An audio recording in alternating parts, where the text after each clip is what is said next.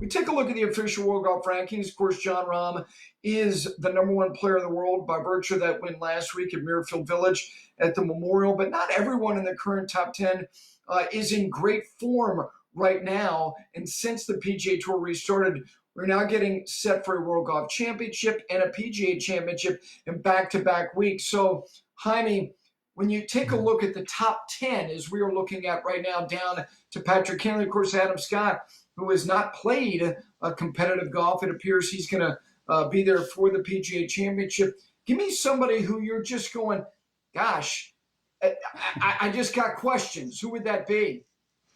Well, I think of DJ, Dustin Johnson, because, last year he looked so good there, finishing second at the Masters and second at the PGA, and it looked like, he was, again, going to challenge for number one. And then he had a very desultory summer and had to have knee surgery in September, and that was excusable then. It was like, okay, he's going to be okay now. And then he came out and played okay at the beginning of the year, and then won at Travelers, which was impressive, with great putting, by the way.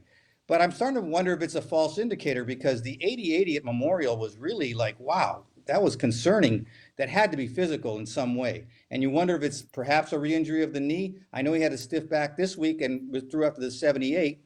But these physical problems, he's 36, not to say by any means, we always thought of him as a almost perfect physical specimen. But, it could be that his body's going through a little bit of a kinetic chain from the knee injury.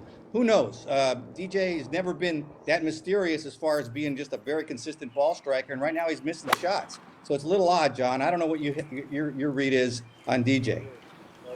Well, I agree with you, Jaime, and we haven't seen Adam Scott, so we have no idea where he's going. But I agree with you. I'm a little concerned about Dustin Johnson, and I've never been concerned about Dustin Johnson because he's never been concerned about himself.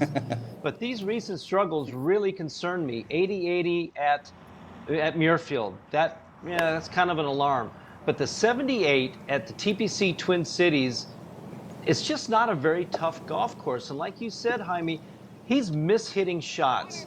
He's missing targets by wide margins with his irons. His distance and trajectory control are not very good. You saw by those shots right there on the 18th hole at TPC Twin Cities. That's with a 5-iron or a 6-iron. They just didn't sound right. They didn't feel right.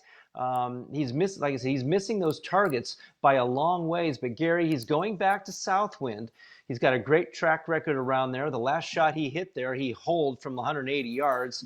So he's got some good vibes there. But how's that going to help him? I'm not sure. I'm a little concerned about Dustin Johnson.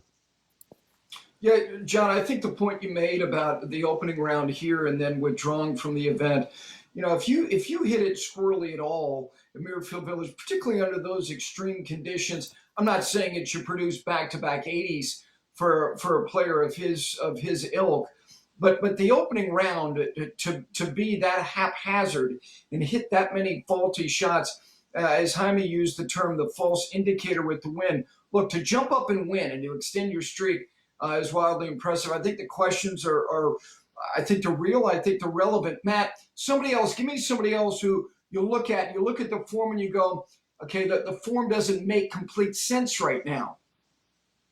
You know what? I would go with Rory McIlroy. I mean, significantly, yes, dispossessed of the number one ranking by Jon Rahm last week. It's not so much that the scores would suggest horrible form. It's just not to the caliber that we expect from him.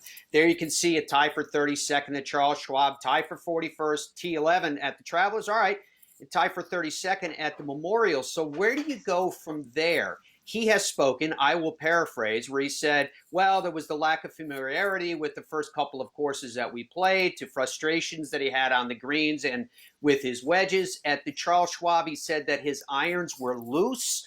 Then, of course, there was the two-way miss off the tee. Said he was feeling flat without the fans, to saying his club face was a little too shut. Then, he's a player that, Gary, we're used to him giving it to us straight all the time.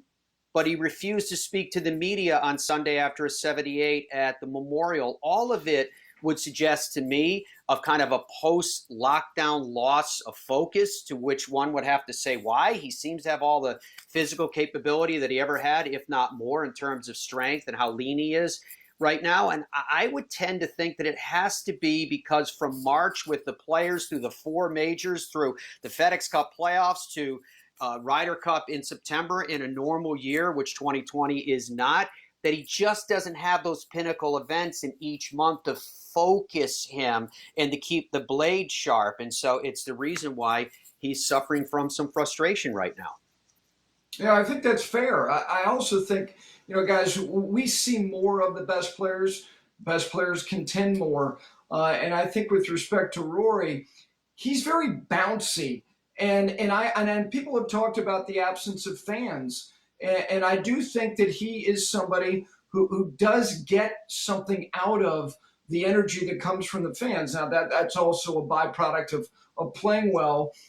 Somebody else who we know body language, and some of it is the audibles, and that is Brooks Koepka. You've left me the easy one, because the reality is this guy has one top 25 this season, and that was what was, we thought, an encouraging weekend at the RBC Heritage, where he finished 7th.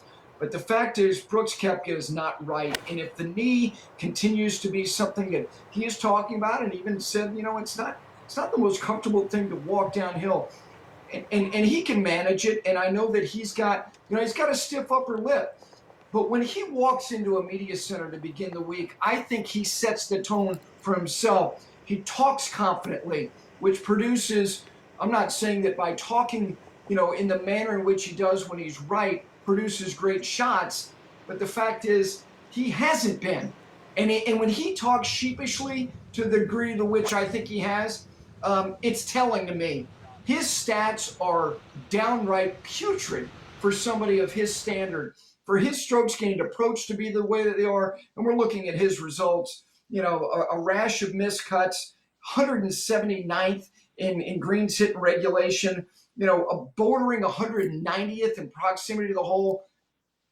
This guy is too good to be wallowing in this current state. And by the way, when he won all these major championships, he sniffed winning very recently before he would go there and win, like he did at the Masters, and showed up at the PGA, threw down that marker on a Tuesday, and just dusted off Tiger and Bethpage. We're not seeing any of that.